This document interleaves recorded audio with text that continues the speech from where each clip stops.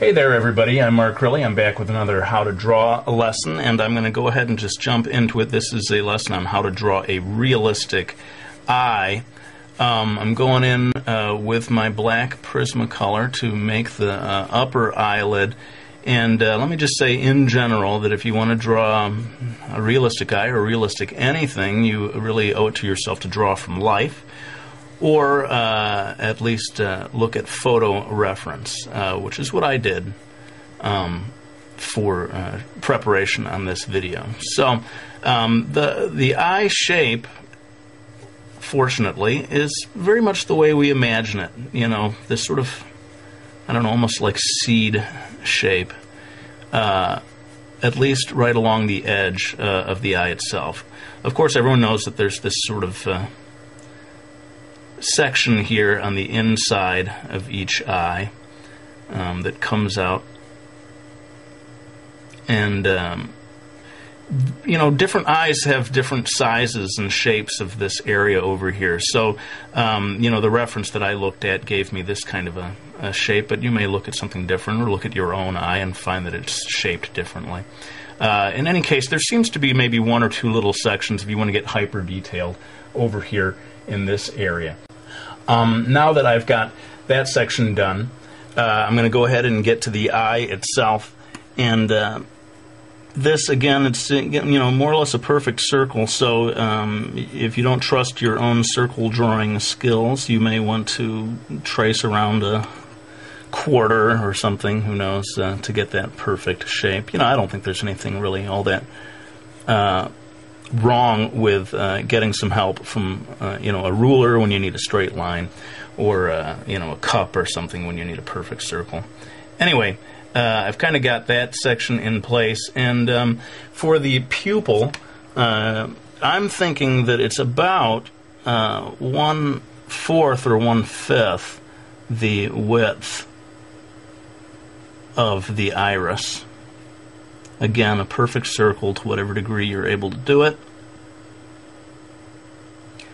And then I'm going to put in a sort of a highlight area over here that, you know, maybe is sort of the suggestion of a window in the wall that's providing some light there. Okay.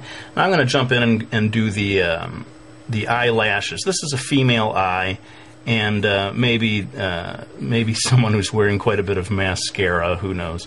So I'm going to go ahead and give a nice thick, dark, full eyelash area over here. This kind of thing, you know, I can't obviously go line by line and tell you how to do it. It's practice makes perfect, I guess. But again, looking at different reference, looking at different eyes, you're going to see all kinds of different ways of doing the eyelashes. And the only thing is that at the bottom, you want to create a little bit of a separation between the eyelash area and the actual, you know, flesh of where the eyelid meets the eye. This is that line. The second line down here is where the eyelashes are going to come out, and they start quite thin, you know, down in over here on this section, and as they go along, they get thicker and thicker. At least in the reference that I was looking at. And having got that section done, we've kind of got the basic shape in place, with the basic guidelines for the eye itself. Now, again, every eye is different, but most eyes are going to have some kind of a eyelid. And this one that I looked at for reference had quite a, I guess you'd call a heavy eyelid, which means that the line of the eyelid is pretty distant from the line of the eyelash. Again, looking at different things, look at your own eye, you may find that line is a lot closer. And in some Asian eyes, there's almost no line at all of eyelashes.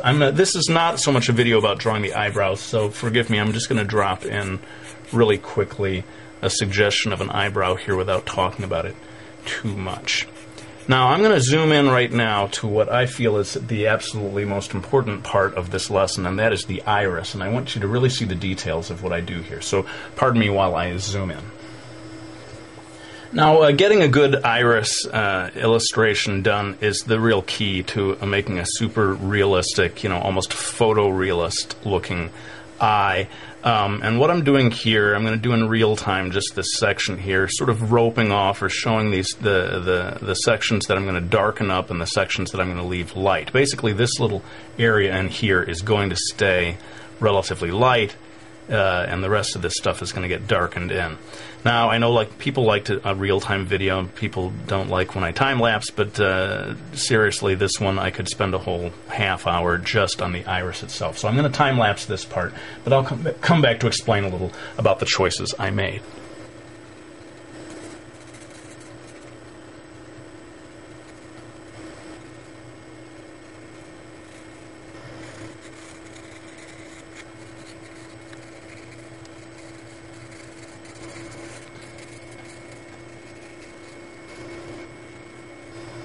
Alright, so you can see where the key to getting a nice shiny looking eye is getting this nice window-shaped highlight, although it doesn't have to be window-shaped, it could be sort of circular or any number of shapes. But make sure that you keep it nice and white, and that you darken the area near the highlight, and that helps it pop and makes the whole thing look shinier.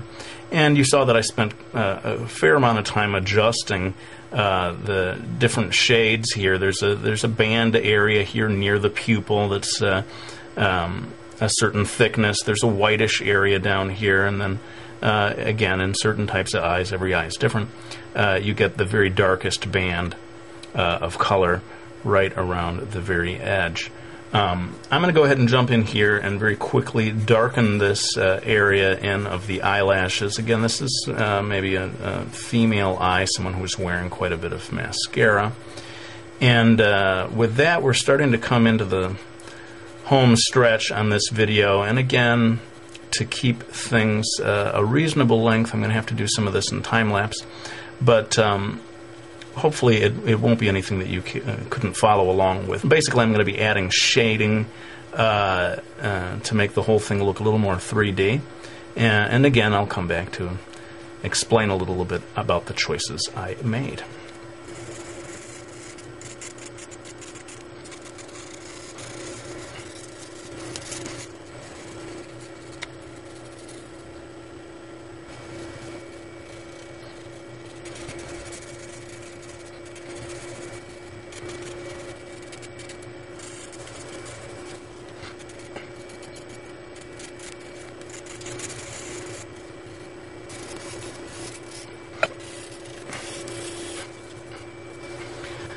Okay, well, this is pretty much it then. We have put in all of the shading, and, as you can see, with anything that's, kind of going for photorealism here, you just need to take your time. You just got to be patient and keep working at it and keep slowly building it up.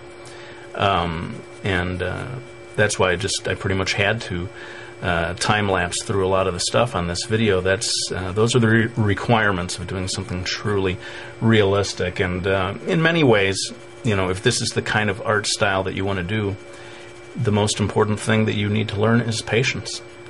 You can draw almost anything so long as you're willing to commit the time to it. So that's pretty much it for this video. I hope you found it useful, and if you want to see me do more realistic stuff like this, by all means, let me know. I'd be happy to do a whole series of videos like this. This is, of course, what I was trained to do in my youth.